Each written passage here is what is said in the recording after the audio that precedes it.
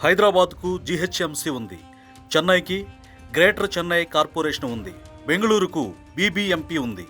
మరి మనకు ఏపీ రాజధాని అమరావతికి కూడా వాటికి తీసిపోని రీతిలో అత్యద్భుతమైన కార్పొరేషన్ను ముఖ్యమంత్రి చంద్రబాబు ఏర్పాటు చేశారు. అదే capital region development authority CRDA. మొన్నటి వరకు తాత్కాలిక భవనంలో ఉన్న సిఆర్డీఏకు శాశ్వత భవనాన్ని ప్రభుత్వం ఏర్పాటు చేసింది.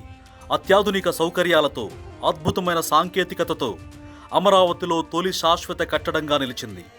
అడుగు పెడితే మాసిపోయేలా నిర్మాణ శైలి, ఇంటీరియర్ చూడడానికి రెండు కళ్ళు చాలడం లేదనిపించేలా పనిచేసే సిబ్బంది కోసం వర్క్ స్టేషన్లు, గ్రౌండ్ ఫ్లోర్లో soundproof integrated command control room, డ్రోన్ల ద్వారా పర్యవేక్షణ, అనుబంధంగా కాల్ సెంటర్ ఏర్పాటు చేశారు.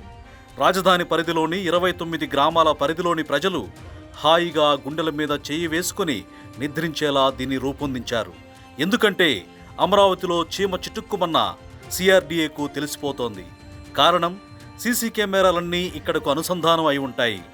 4.23 ఎకరాల్లో నిర్మాణం జరుపుకుంటున్న ఈ భవనాన్ని విజయదశమికి ప్రారంభించాలనే యోచనలో ప్రభుత్వం ఉంది. రాయపూడి సమీపంలోని సీడ్ యాక్సెస్ రోడ్డు పక్కన నిర్మిస్తున్నారు.